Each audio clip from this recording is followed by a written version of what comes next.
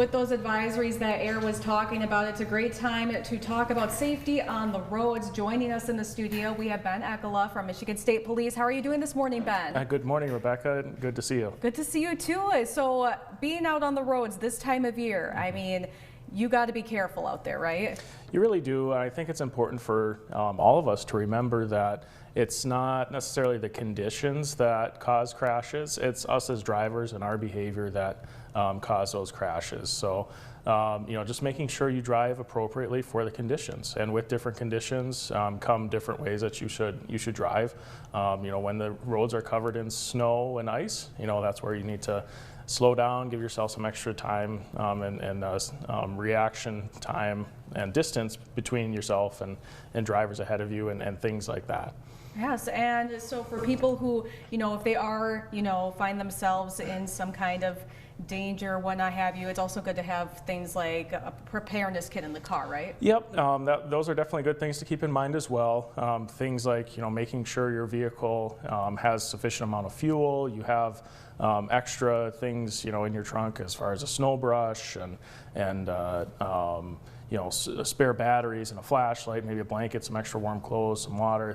Things like that are always good things to keep in mind as well. Okay, yes, and so something to, when people are on the roads is there's going to be snow plows on the road. So, how can people, respect our snow plow drivers and be safe as well? Yeah, so that's a great point. The snow plows are the ones that are actively out there clearing the roads for us, so they can all be, better conditions for all of us to drive in. And, when we are driving behind the snow plow, we do need to make sure that we give them some distance to operate. We recommend about 200 feet. Staying back that good distance to make sure that, because they are big vehicles, they're plowing the roads, they're sometimes overlapping lanes and doing what they need to do to get the roads clear. So making sure you stay back that good distance. If you're following directly behind that snowplow, if you need to pass it, make sure you do it in a safe place and manner. If there's passing lanes, wait until the passing lanes. You don't push it because that can be dangerous. If you're trying to accelerate quickly in poor conditions, trying to pass that snowplow is something we do not recommend. So, other things to keep in mind if you're behind that snowplow at an intersection, stay back about 20 feet because those salt spreaders are actively spreading the salt, and that can fly everywhere. You don't want to get your car damaged from that. So, again, just being respectful of the snowplows is another thing to consider as we're out driving in the wintry conditions. Yes, for sure. And another reminder to black ice. I mean, we talked about icy conditions, but black ice can be anywhere, right? Right. So that's just another reason.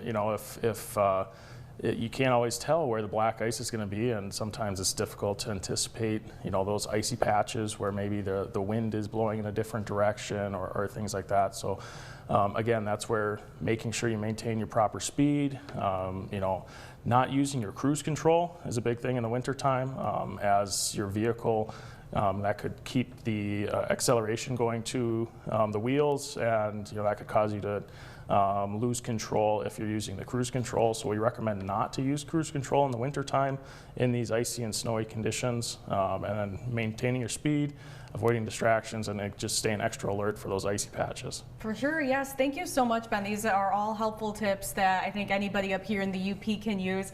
And next hour, we're going to catch up again with Ben, talking about events going on with their Stuff a Blue Goose event that's run through Michigan State Police. Ben, thank you for being here this morning. Yeah, thank you. Yes, and stay with us. We'll be right back with more My UP Mornings after the break.